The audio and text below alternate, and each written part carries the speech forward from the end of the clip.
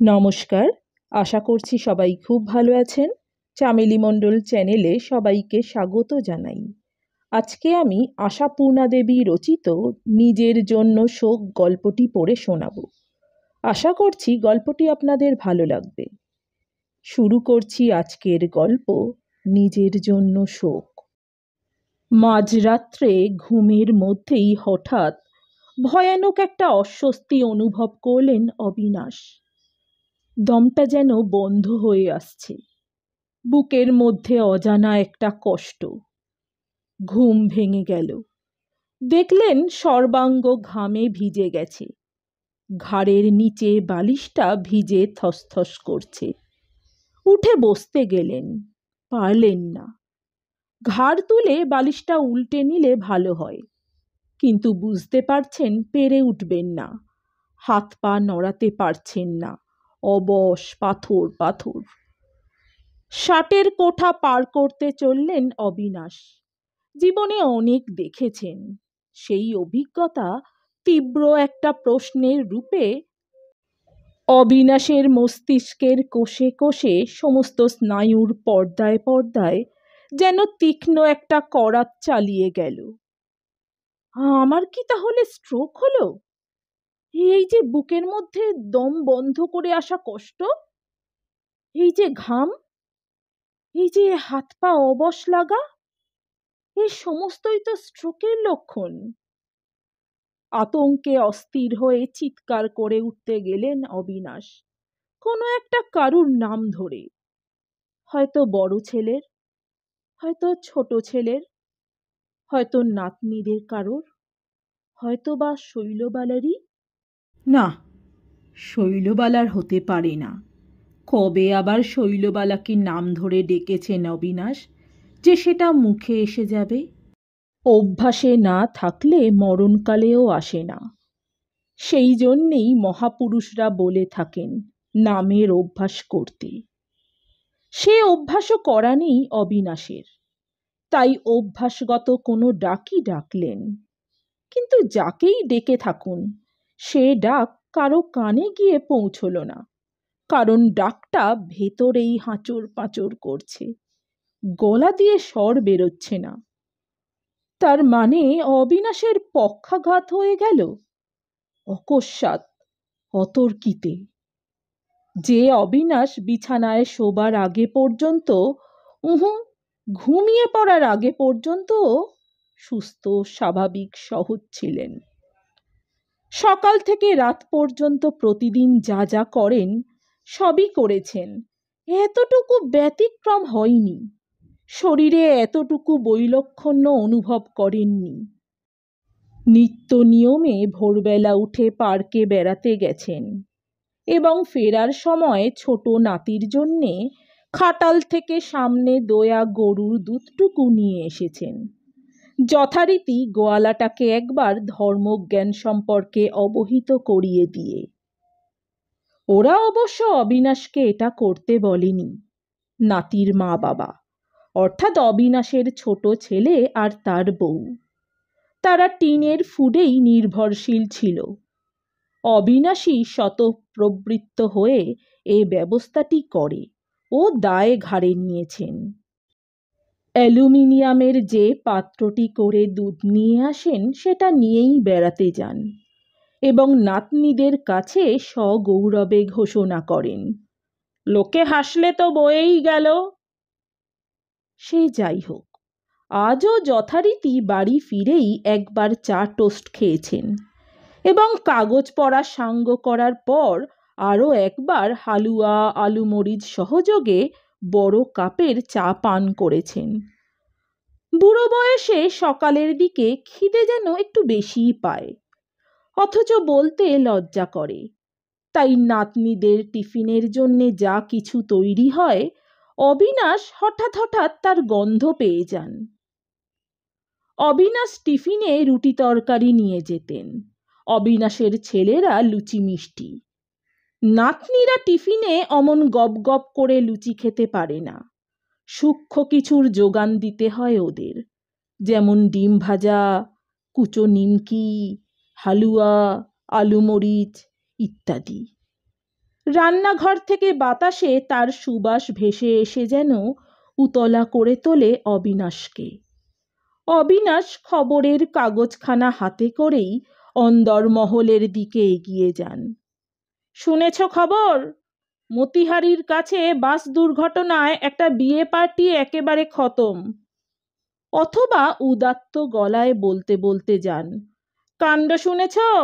গতকাল এক বিরাট অগ্নিকাণ্ডের ফলে।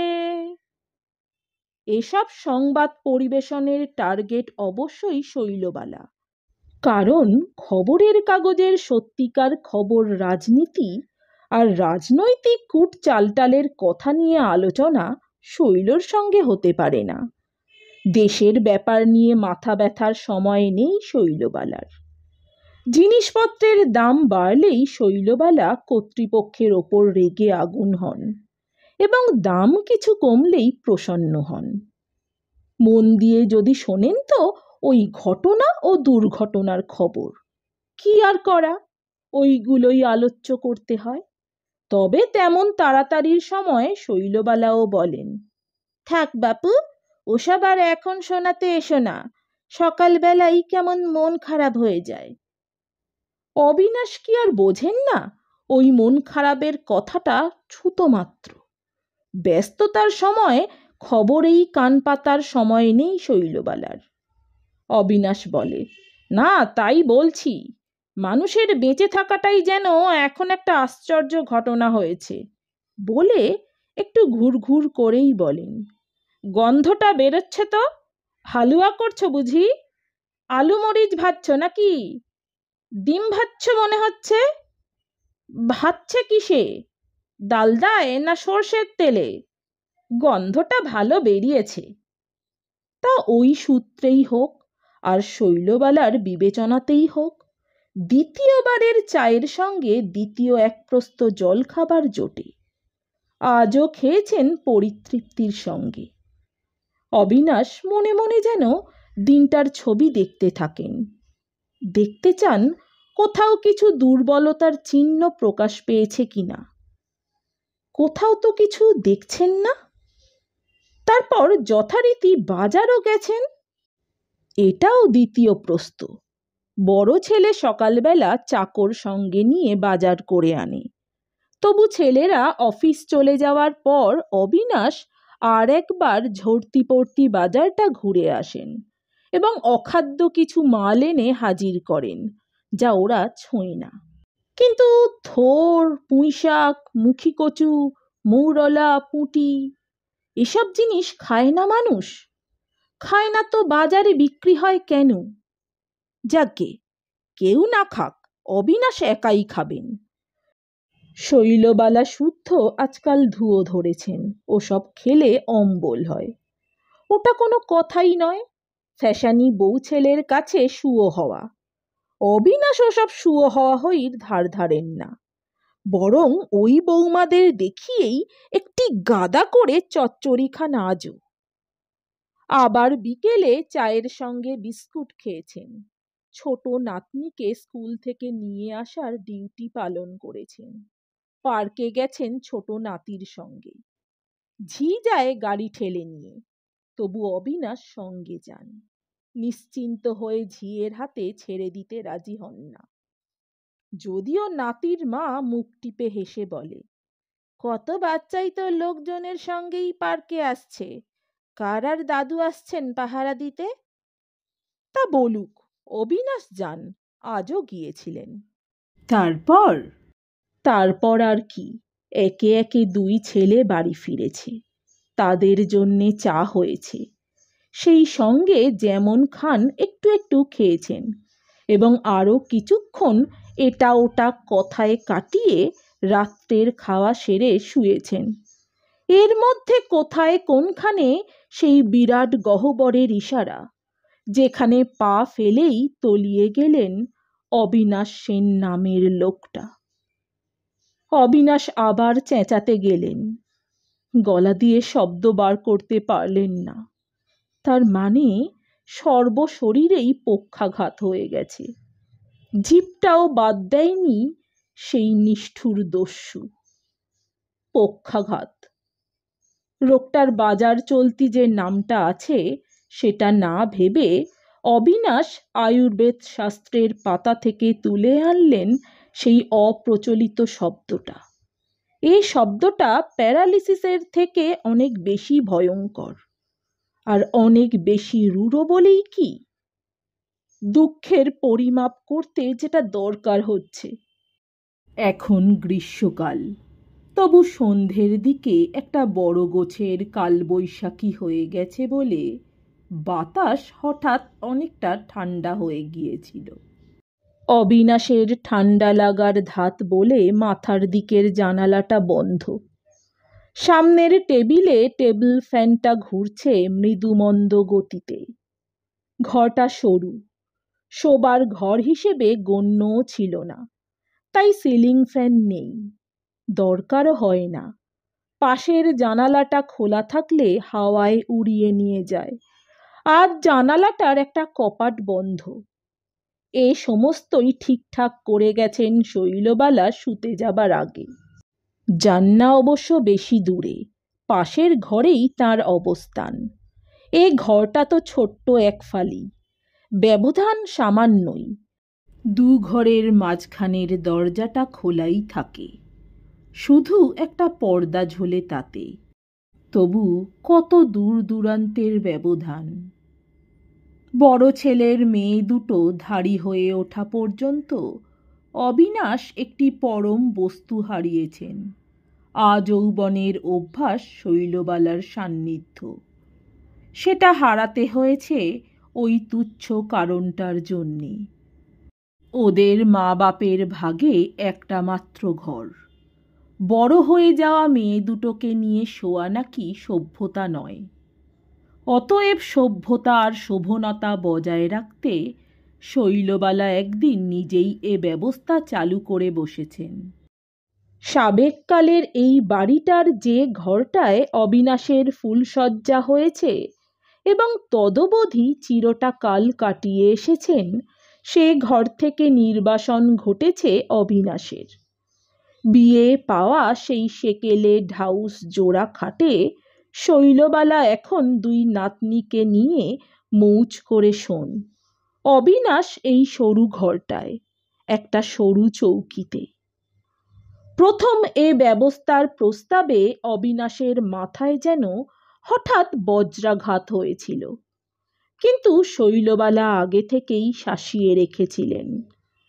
খবরদার, এ নিয়ে একটি কথা মুখে আনবে না, তাহলে লজ্জার আর শেষ থাকবে না। অতএব দুঃখ, অভিমান, ক্রোধ, ক্ষোভ সবকিছু মনের মধ্যে পুষে রেখে মুখে তালাচাবি দিয়ে আছেন অবিনাশ। বড় ছেলে যখন বলে উঠেছে, এক হিসেবে এ ঘরটাই তো দেখছি বেটার, দক্ষিণে এমন একটা বড় জানালা রয়েছে যেটা আপনার ও ঘরে ছিল না, তখন অবিনাশ মুখের সামনে খবরের কাগজটা তুলে ধরেছেন। আর বৌমা যখন বলেছেন, ঘরটা আজে বাজে জঙ্গলে বোঝাই হয়ে থাকতো, বোঝাই যেত না এত সুন্দর, পূর্ব দক্ষিণের দুটো জানলা খোলা থাকলে বাতাসে উড়িয়ে নিয়ে যায়, তাই না বাবা? তখন অবিনাশ বলেছেন, বৌমা, তোমাদের ধোপা আসবে কবে? শৈলবালা অবশ্য বোঝেন, অবিনাশের নিঃশ্বাস ফেলার তারতম্যটুকু পর্যন্ত হাড়ে হাড়ে বোঝেন, কিন্তু সেই বুঝতে পারাটা অন্যকে বুঝতে দেন না, অবোধের ভানে থাকেন। তবু এখন অবিনাশ তার অন্তিম আর্তনাদ তাদের কানেই পৌঁছতে চেষ্টা করলেন, যারা তার কথায় কর্ণপাত করাটা খুব একটা দরকারই মনে করে না। কিন্তু পৌঁছাচ্ছে কই? অবিনাশের আপ্রাণ চেষ্টা ব্যর্থ হচ্ছে, আর ঘাম বাড়ছে। দুঃখে যন্ত্রণায় জোরে কেঁদে উঠতে চেষ্টা করলেন, আর তখন গলা থেকে একটা গোঁ গোঁ আওয়াজ বেরোলো, অনেকটা যেন ক্রূর কোনো জন্তুর আর্তনাদের মতো। এখন অবিনাশ তার বড় নাতনির গলা শুনতে পেলেন, দিদা, ও দিদা, দাদু কিরকম চেঁচাচ্ছে। তার মানে শৈলবালা এখনো সুখনিদ্রায় বিভোর। এ আওয়াজ তার সেই ঘুমের গভীরে গিয়ে পৌঁছতে পারেনি। উহ! অবিনাশ এই হাত কয়েক দূরে পড়ে থেকে মৃত্যু যন্ত্রণা ভোগ করছেন, আর শৈলবালা আবার বুকের কাছটায় কি যেন ডেলা পাকিয়ে উঠল। তাই ভালো। সুখের ঘুম ভেঙে সকালে উঠে অবিনাশের মরা মুখই যেন দেখে শৈলবালা আর তার ছেলেরা। মনে মনে স্ত্রী পুত্রের প্রতি এই ভয়ঙ্কর অভিশাপ বাণীটি উচ্চারণ করে ওঠার সঙ্গে সঙ্গে চোখ দিয়ে এক ঝলক জল গড়িয়ে পড়ল অবিনাশের। কিন্তু অবিনাশের অভিশাপ কার্যকরী হল না। পরক্ষণেই শৈলবালার সদ্য ঘুমভাঙা আর্তস্বর, "হোমা, সে কি?" তৎপরক্ষণেই পর্দা নড়ল। শৈলবালার আলুথালু মূর্তিটা দেখা গেল পর্দার গায়ে। অবিনাশ চোখ বুজলেন। জল গড়িয়ে পড়া চোখটা শৈলবালাকে দেখাতে ইচ্ছে হলো না। চোখ বুজে থেকেই অনুভব করলেন অবিনাশ, নাতনি দুটোও চলে এসেছে এ ঘরে। তার মধ্যে ছোটটা তারস্বরে, "বাপি, বাপি, কাকু, কাকু।" রবে ডাকতে ডাকতে ছুটে বেরিয়েও গেল।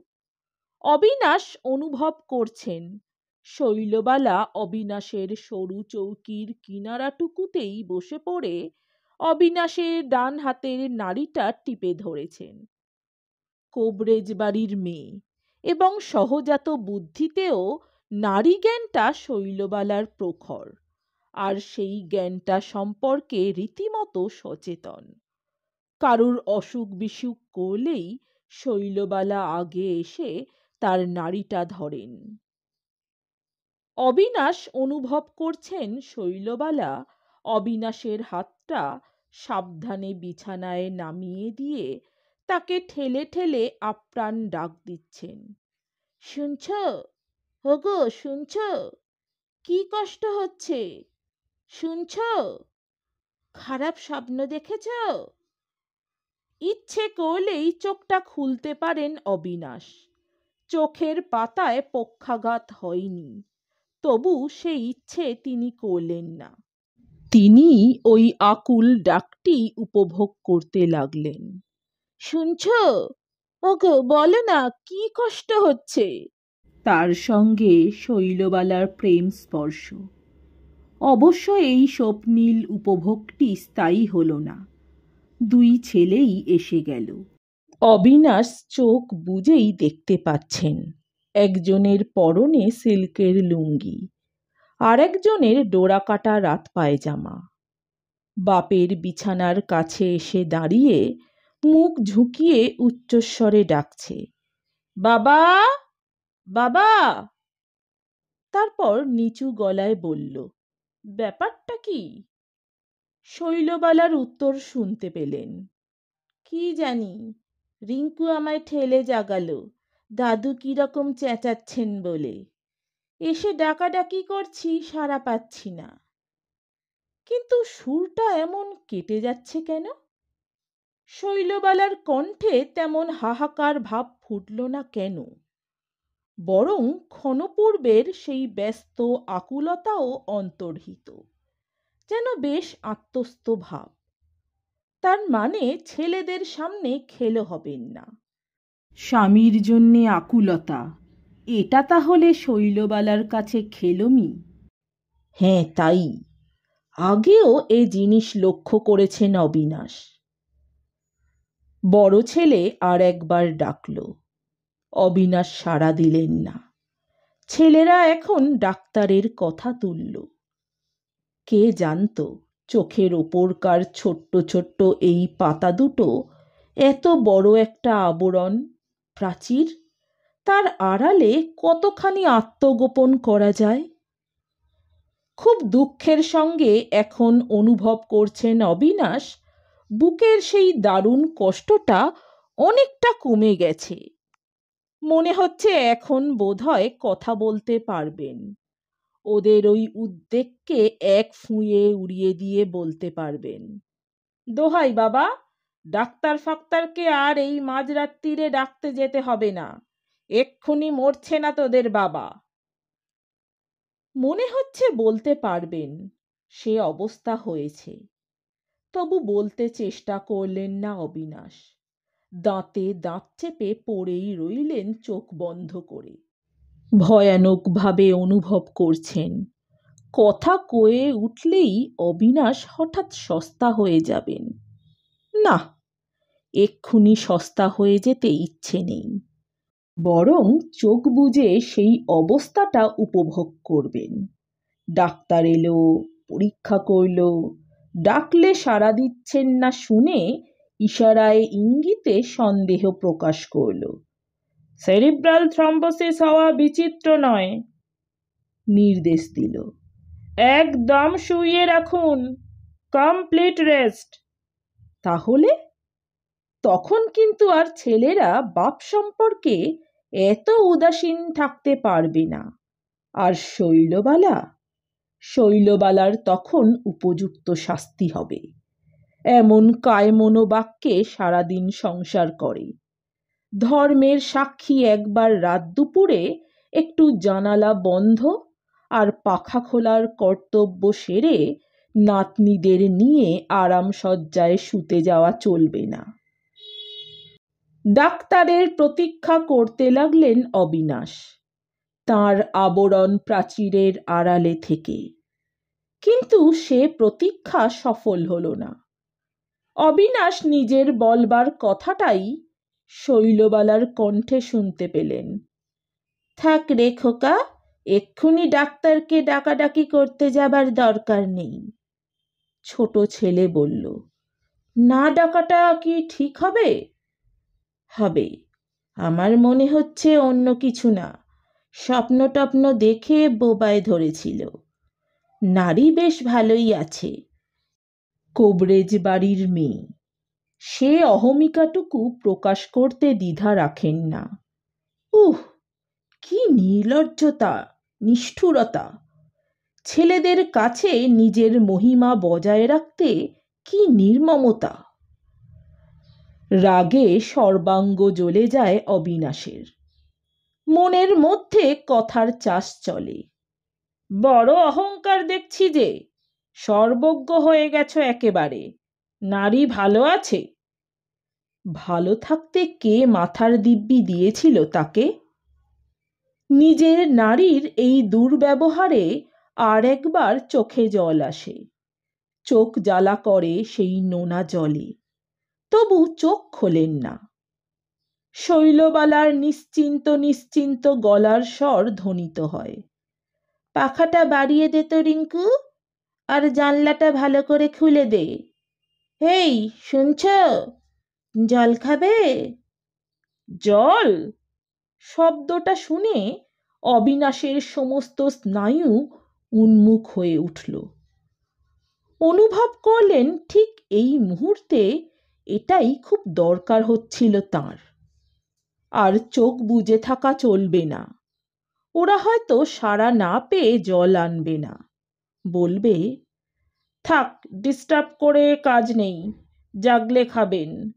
অবিনাশ চোখ খুললেন। বড় ছেলে বলল, বাবা, জল খাবে?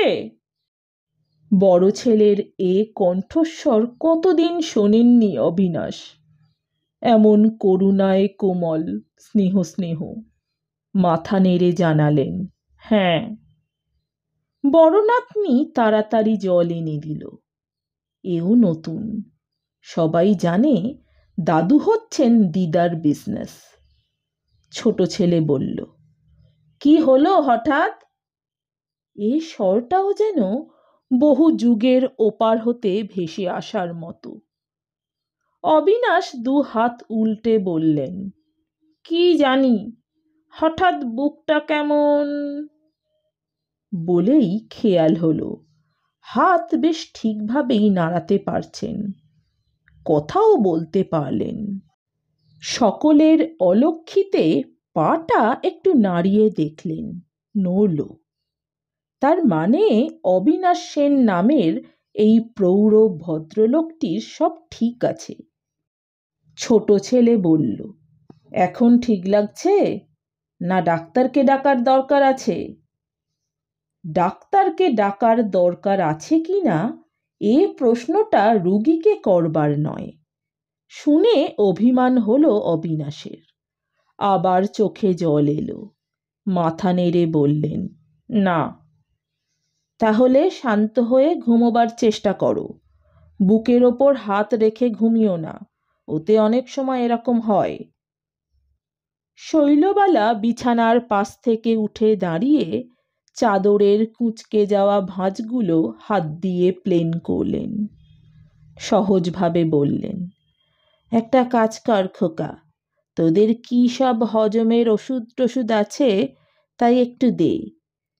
মনে হচ্ছে পেট গরম হয়ে। খুবই স্বাভাবিক, খোকা অনায়াসে বলে। এসে দেখে আমারও তাই মনে হয়েছিল। বয়স হয়েছে তা তো ভাবেন না। খাওয়া দাওয়ার ব্যাপারে একটু হওয়া উচিত, অন্তত রাত্রের খাওয়াটা। আমফামগুলো না খেলেই ভালো হয়। আমার তো বাবার খাওয়া দেখে ভাবনাই হয়। অবিনাশের মধ্যে যেন একটা প্রবল ভূমিকম্প হয়। তার এতক্ষণের আশার, আকাঙ্ক্ষার, কষ্টে গড়া নিজের দাম মুহূর্তে ধূলিসাৎ হয়ে গেল। অবিনাশ একটা নেহাত সস্তা বুড়োয় পরিণত হয়ে গেলেন। যেরকম বুড়োরা ওজন না বুঝে খেয়ে রোগে পড়ে ভোগে আর ভোগায়। শৈলবালা একটা গেঞ্জি নিয়ে এসে বললেন, ঘামের গেঞ্জিটা ছেড়ে ফেলো। খোকা, বুদু, তোরা ঘুমোগে যা। খোকা একটা হাই তুলে বলল, আর ঘুমের 12টা বেজে গেল। বুদু বলল, হ্যাঁ, মাঝরাত্রিরে এরকম হইচই আমারই পেটের মধ্যে কেমন করছে। ঘুম আর হবে বলে আশা নেই। বলল, কিন্তু চলেও গেল। বলল না, ঘুম যখন হবেই না, তখন না হয় বাবার কাছেই বসে থাকি একটু। নাতনিরা তো জল খাওয়া দেখেই চলে গেছে। এখন একা শৈলবালা, তাও নড়াচড়ার ভঙ্গিতে চলে যাওয়ার প্রস্তুতি সুস্পষ্ট। অবিনাশ নির্লিপ্ত গলায় বললেন, তুমিও যাচ্ছ? শৈলবালা অপ্রতিভভাবে বললেন, না, খোকা ওষুধটা দিয়ে যেতে ভুলে গেল কি না দেখে এসে বসছি একটু। বসে থাকতে হবে না, এখানেই শও না। শৈলবালা অবিনাশের 3.25 ফুট চওড়া চৌকিটার দিকে তাকিয়ে আরও অপ্রতিভ গলায় বলেন, কি যে বলো, ভারী মাঠ ময়দান বিছানা তোমার। আশ্চর্য, এই কিছুদিন আগেও একসঙ্গেই শুয়েছেন শৈলবালা, অবশ্য সেই মাঠ ময়দান খাটটাতে। আসলে কিছু অভ্যাস একবার ছেড়ে দিলে আর একবারও সেটা করা যায় না, তাতে লজ্জা আছে। খাওয়া, পড়া, শোয়া সব ব্যাপারেই। অবিনাশ বললেন, একবার ট্রেনের বেঞ্চিতেও দুজনে এক কম্বল মুড়ি দিয়ে। শৈলবালা তাড়াতাড়ি বললেন, থামো তো, সেদিন আর এদিন, এখন নাতনিরা দেখলে হাসবে না? যাই দেখি খোকা কি করল। বলে উঠে গেলেন শৈলবালা। আমি ওষুধ খাবো না। বলে অবিনাশ পাশ ফিরে দেয়ালমুখ হয়ে শুলেন। শৈলবালা বোধহয় দেখলেন সাপে বর। ছেলেরা ভুলেই গেছে, আবার তাদের ডাকাডাকি করতে লজ্জা করছে। অহেতুক বসে থেকে অকারণেই টেবিল ফ্যানটা একটু কমিয়ে বাড়িয়ে আস্তে করে ঘর থেকে বেরিয়ে গেলেন। নাতনি দুটো হয়তো জেগে আছে, ভাবতে পারে বুড়ো বুড়ি এতক্ষণ কি প্রেমালাপ করছে। যৌবনে গুরুজনের কাছে লজ্জা, বার্ধক্যে লঘুজনের কাছে। শৈলবালা চলে যেতেই আবার যেন কেমন দম আটকানো ভাব অনুভব করছেন অবিনাশ। উঠে বসলেন, গেঞ্জি না বদলেই আবার শুয়ে পড়লেন। আর শুয়ে শুয়ে প্রার্থনা করতে লাগলেন, ভগবান, স্ট্রোকই হোক অবিনাশের। পক্ষাঘাত নয়, একেবারে চরম আঘাত, যাতে তার স্ত্রী পুত্র সকালে এসে কপালে করাঘাত করে বলতে পারে, পেট গরম বলে চলে গিয়ে কি ভুল করেছি কাল। বিশেষ করে শৈলবালা। সকালবেলা, কি গো, শরীর কেমন বলে কর্তব্য সারতে এসে যখন দেখবেন তার শাড়ি চুড়ি জন্মের শোধ খতম, তখন আবার একটা পৈশাচিক উল্লাস অনুভব করতে গেলেন, আবারও ব্যর্থ হলেন। অবিরল চোখের জলের ধারায় বালিশ ভিজতে লাগল। অবিনাশ নামের একটা লোক একা একটা ঘরে নিঃশব্দে মরে পড়ে আছে। এই দৃশ্যটা ভাবতে গিয়ে বুক ফেটে যাচ্ছে অবিনাশের, যেন একজন নিকট আত্মীয়ের মৃত্যু দৃশ্য দেখছেন। সেই শায়িত মৃতদেহের দিকে চোখ ফেলছেন আর দম বন্ধ হয়ে কান্না উথলে আসছে। অথচ সেই নিঃসঙ্গ নিঃশব্দ দিন মৃত্যুটার জন্যেই প্রার্থনা জানিয়ে চলেছেন অবিনাশ সেন। নমস্কার, আমার গল্প পাঠ ভালো লাগলে অবশ্যই আমার চ্যানেলটি সাবস্ক্রাইব করে দেবেন। লাইক কমেন্ট শেয়ার করতে ভুলবেন না। অনেক ধন্যবাদ।